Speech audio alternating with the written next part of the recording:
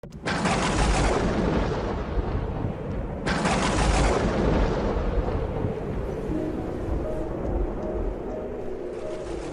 ce temps-là, lorsque Jésus eut achevé de faire entendre au peuple toutes ces paroles, il entra dans Capharnaüm. Il y avait un centurion dont un esclave était malade et sur le point de mourir. Or, le centurion tenait beaucoup à lui. Ayant entendu parler de Jésus, il lui envoya des notables juifs pour lui demander de venir sauver son esclave. Arrivé près de Jésus, ceux-ci le suppliaient instamment. Il mérite que tu lui accordes cela. Il aime notre nation. C'est lui qui nous a construit la synagogue. Jésus était en route avec eux et déjà il n'était plus loin de la maison quand le centurion lui envoya des amis pour lui dire: Seigneur, ne prends pas cette peine, car je ne suis pas digne que tu entres sous mon toit. C'est pourquoi je ne me suis pas autorisé moi-même à venir te trouver. Mais dis une parole et que mon serviteur soit guéri. Moi, je suis quelqu'un de subordonné à une autorité, mais j'ai des soldats sous mes ordres. À l'un je dis va et il va, à un autre viens et il vient, et à mon esclave fais ceci et il le fait. Entendant cela, Jésus fut en admiration devant lui. Il se retourna et dit à la foule qui le suivait: Je vous le déclare, même en Israël, je n'ai pas trouvé une telle foi. Revenus à la maison, les envoyés trouvèrent l'esclave en bonne santé. Acclamons la parole de Dieu. Aujourd'hui, nous célébrons une autre fête de la Vierge, un autre motif de joie particulier. Aujourd'hui, c'est la mémoire du doux nom de Marie, le saint nom de Marie. Tout récemment, il y a 4 jours, nous avons fêté la nativité de la Vierge. Aujourd'hui, la tradition nous enseigne que 4 jours plus tard, son nom lui a été donné, Myriam, Marie. C'était le nom de la sœur de Moïse, un nom très commun parmi les femmes israélites. C'est donc le jour de la Sainte de la Vierge, bien que notre mère ait tant de titres, tant d'advocations, que nous pouvons presque la fêter chaque jour d'une manière ou d'une autre. Je pense à Marie du Pilier, Marie du Rosaire, Marie du Mont Carmel, tant d'advocations. Mais aujourd'hui est le jour où la Vierge a reçu ce doux nom.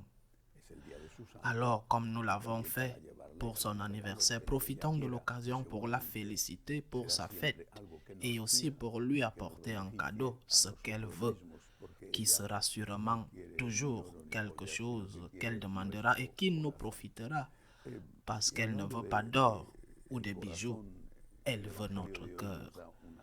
Et en parlant du cœur, l'évangile d'aujourd'hui nous donne une grande leçon, une leçon dont Marie est une grande spécialiste, la leçon de l'humilité.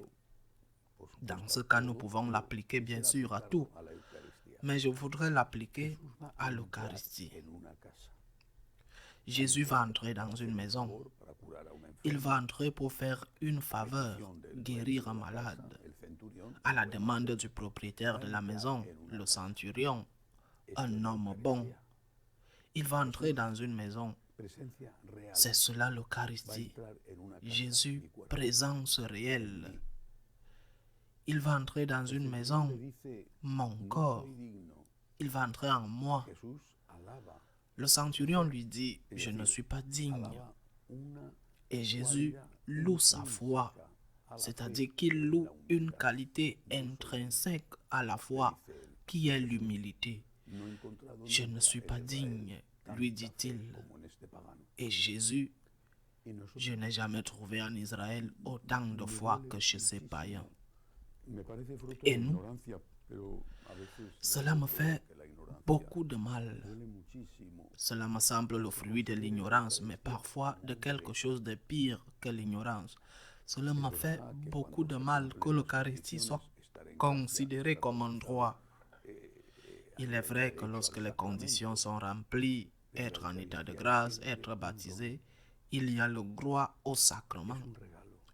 Mais l'Eucharistie est toujours un don.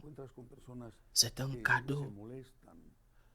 C'est pourquoi lorsque tu rencontres des personnes qui sont contrariées parce qu'elles ne sont pas autorisées à recevoir la communion, par exemple des personnes divorcées et remariées ou des personnes qui vivent ensemble en ayant des relations l'une avec l'autre, des relations sexuelles et qui ne sont pas mariées, dans n'importe quelle circonstance, homme, femme, et on leur dit, tu es bienvenu dans l'église, tu es toujours bienvenu dans l'église, mais tu ne peux pas recevoir la communion.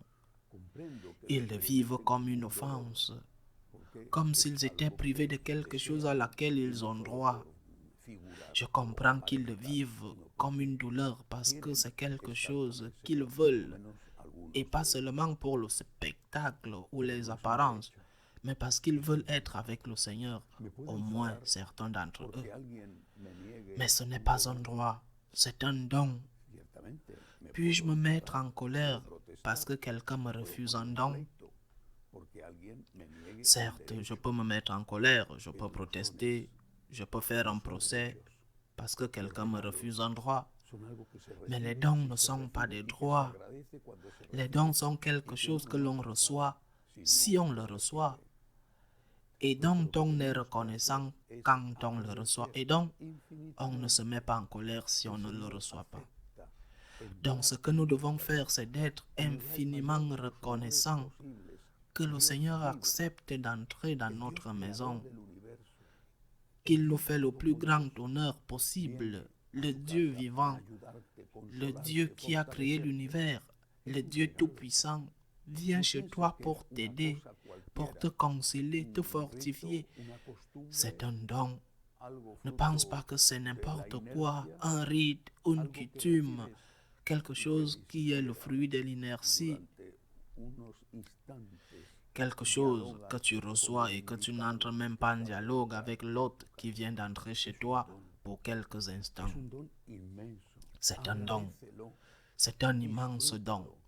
Sois-en reconnaissant, profites-en et dis-le à celui qui vient d'entrer en toi. Merci. Répète-le lui. Merci. Parce que nous n'avons pas le droit que le Seigneur entre en nous. C'est un don que Dieu nous fait. Et nous devons remplir certaines conditions pour que ce don nous atteigne. Des conditions simples. Être en état de grâce.